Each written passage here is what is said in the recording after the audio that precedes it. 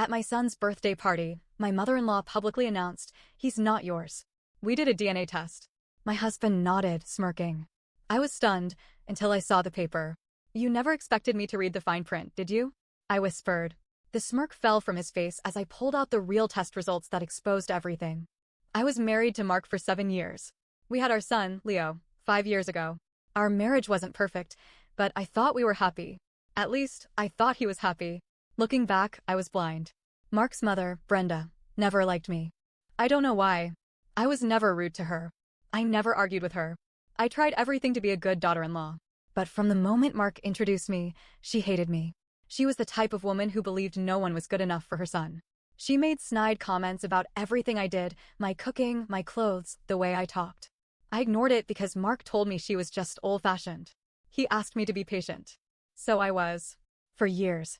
But no matter what I did, Brenda acted like I was the worst thing to ever happen to her family. Then, Leo was born.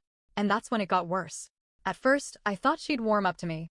After all, Leo was her grandson. But no. She was obsessed with him, but not in a normal, grandmotherly way. She treated me like I was a temporary babysitter instead of his mother. She constantly questioned how I cared for him. She'd say things like, "Are you sure you're feeding him enough? His father was a big, strong baby." Or, "He doesn't look much like Mark, does he?" At first, I brushed it off. Some babies take after their mothers. But as Leo grew, Brenda's comments became more direct. One time, when Leo was 2, she actually said to my face, "Are you sure he's even Mark's?" I was stunned. Of course he was. I told Mark what she said, expecting him to be furious. But instead, he just shrugged.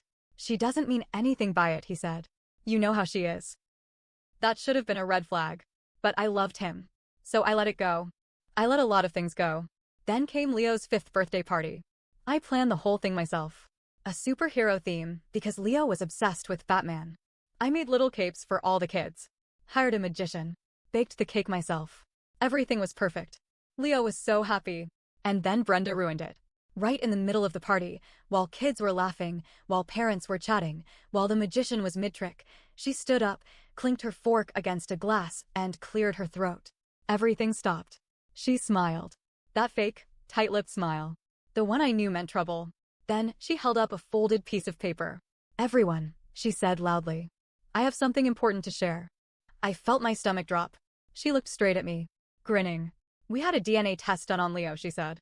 "And guess what? He's not Mark's." Silence. The kind of silence that suffocates you. I could feel the stares. I could hear the murmurs. My face went hot. Then I turned to Mark. Praying. Begging. And that's when I saw it. The smirk. He knew. And he let her do this. I felt like I was going to throw up. Brenda shook the paper dramatically and said I knew it. "I always knew it. You trapped my son with another man's child." I couldn't move. I couldn't speak. Leo, my baby, was standing right there. He didn't understand, but he knew something was wrong. He looked up at me, eyes wide, scared. Mark finally spoke. He crossed his arms and said, "I had my doubts. Now I have proof." His voice was so calm, like this was just some casual conversation. And that's when something inside me broke. I snatched the paper out of Brenda's hand. My hands were shaking as I unfolded it. I scanned the words. And that's when I saw it. The fine print. They thought they had me. They had no idea. Because I had the real results. And what they revealed. It destroyed them. I stared at the paper in my hands, my vision blurring with rage. Brenda was still smirking.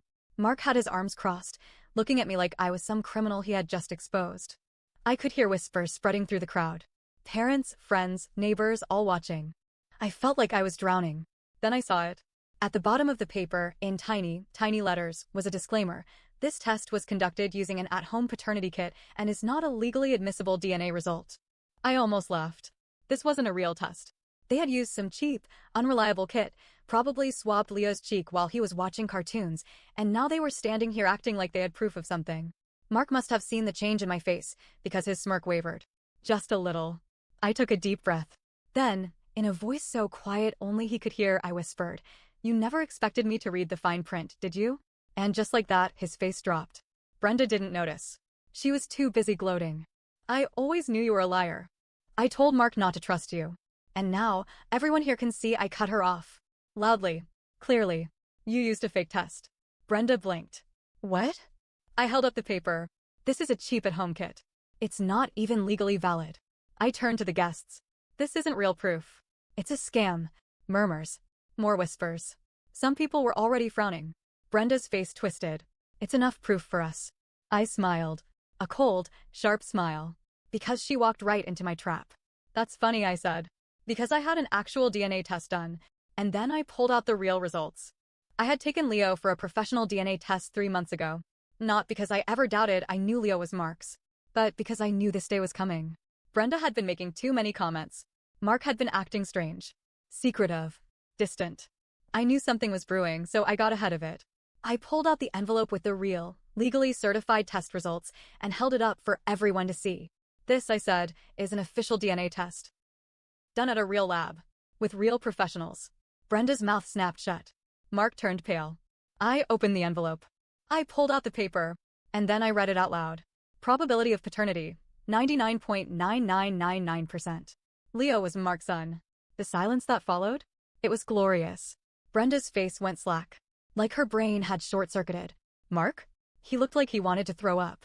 I turned to the crowd, raising my voice so there was no confusion.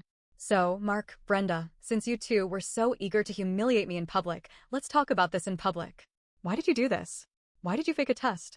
Brenda's jaw flapped open and shut. Mark stammered. I didn't let him finish. I turned to Leo, who was still standing there, watching. I knelt beside him, looked him in the eyes, and said, "Baby, I love you. And no matter what anyone says, you are my son. You are perfect. And no one can ever take that away." Then I turned back to Mark. How dare you do this to your own child? That's when I saw it, guilt. He wouldn't meet my eyes. And suddenly, it all clicked. He wasn't just doing this because of Brenda. He wanted an excuse. He wanted a way out. He wanted to make me the bad guy. I felt something inside me snap. Fine. If he wanted war, I was ready. And I was going to destroy him. I could see it now. This wasn't just about Brenda.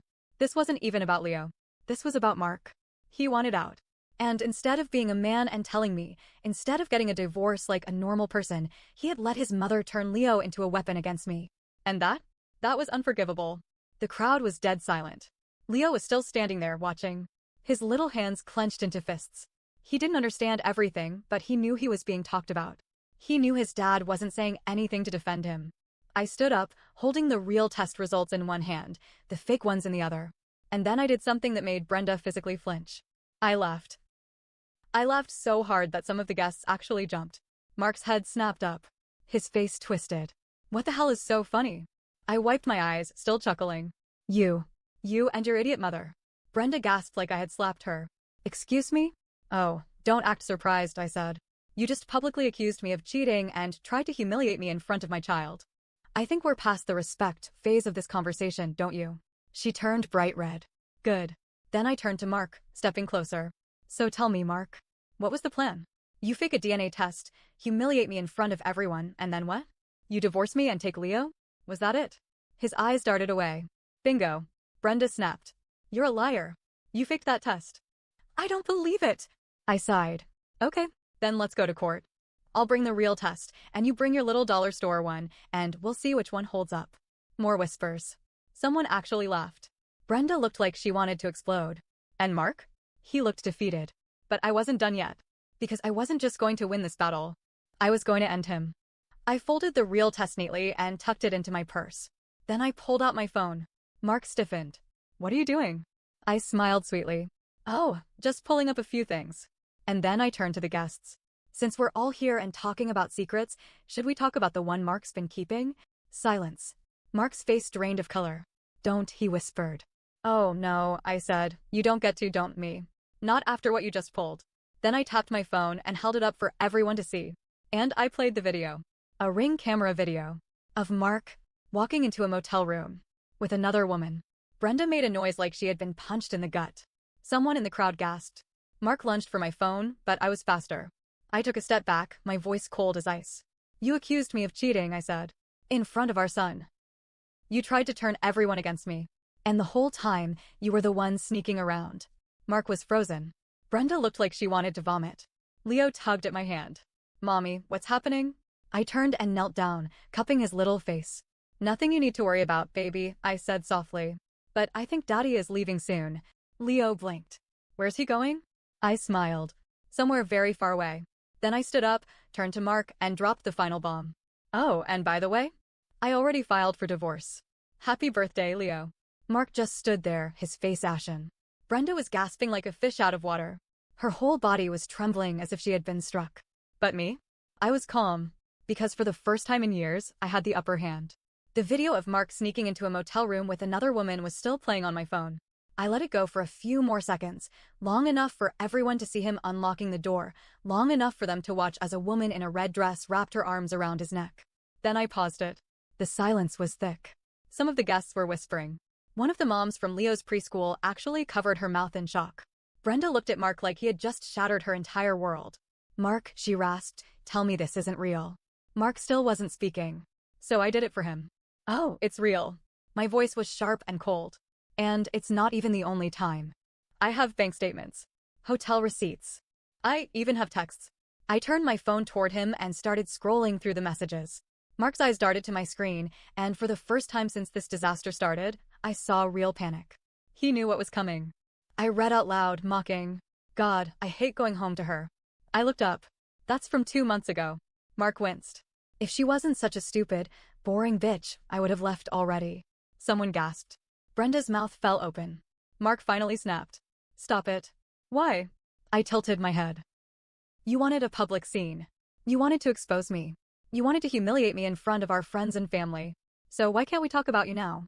His fists clenched. His whole body was shaking with barely contained rage. And for a second, just a split second, I saw the real him. The version of him he tried to hide. And I wasn't afraid. He was the weak one now. I squared my shoulders, took a deep breath, and delivered the final blow. You're the cheater, Mark. And now everyone knows it. And then I turned to Brenda. And you? You let this happen. You helped him. Her mouth flapped open, but no words came out. She was speechless. The queen of insults, the woman who had spent years trying to tear me down, was finally at a loss. I let the moment sink in. Let them both drown in the weight of their own mistakes. Then I pulled out my last surprise. I reached into my purse and took out a manila envelope. Brenda flinched like it was a loaded gun. I held it up for Mark to see. For everyone to see. This, I said, is my divorce filing. Mark actually staggered. You, what? His voice cracked. I didn't blink. I filed 2 weeks ago. I've already spoken to a lawyer. And just so you know. I smiled. I have proof of your infidelity. That means you don't get to fight for full custody. You don't get to take the house. And thanks to the prenup your mother insisted on, I turned to Brenda. He gets nothing. She actually gasped. Mark's face twisted. He looked like he wanted to scream. I wasn't done. Oh, and by the way, I leaned in just a little. I also found out something interesting about your little girlfriend. His face froze. I smiled. She's pregnant, isn't she? Boom. The color drained from his face. Brenda's legs buckled. She reached out, grabbing a chair for support. The crowd exploded. Gasps, whispers, even a few outright shouts. One of Mark's cousins actually muttered, holy shit. Brenda snapped out of it first. She turned on her son, her precious, perfect son, and her voice was venom. Tell me that's not true. Mark's mouth opened, but nothing came out. And that was it. That was all the proof anyone needed. Brenda's entire body shook with rage. You, her voice was strangled. You idiot. You absolute, stupid, pathetic idiot. Mark flinched. She grabbed his arm and shook him. I did everything for you. I tried to save your marriage. I tried to fix your life. And you ruined everything. Mark yanked away from her grip. I never asked you to do any of that. Brenda's face was twisted with fury. Because you're too stupid to know what's good for you. And just like that, they turned on each other. Mark started yelling back. Maybe if you hadn't been so obsessed with my marriage, I wouldn't have felt so trapped. Brenda shrieked. Trapped? You got another woman pregnant, you moron. I just stood there, watching them implode. Because this was justice. Then I felt a small hand tug my dress. I looked down. Leo. My beautiful, sweet Leo. His eyes were wide. He looked scared. And just like that, the rage inside me was gone. I knelt down and held him close. It's okay, baby, I whispered. We're going to be okay. His tiny hands clung to my shoulders. I kissed his hair and whispered, I love you more than anything in the world. And in that moment, I realized something. I wasn't angry anymore. I wasn't humiliated anymore. Because I had won. Mark had lost everything. Brenda had destroyed her own son. And me? I was free. I stood up, held Leo's hand, and turned to the guests. Sorry for the drama, everyone. But I think this party is over. And then, with my son by my side, I walked away. I filed for full custody. I got it. Mark fought at first, but after his girlfriend gave birth, he gave up. Turns out, she wasn't thrilled when she found out he had tried to fake a DNA test to get rid of his wife. She left him. Brenda? She went no contact with Mark for almost a year. Eventually, she crawled back, but things were never the same. And me? I built a new life. A happy life. A life without Mark. Without Brenda. Without their poison. And it turned out to be the best thing that ever happened to me.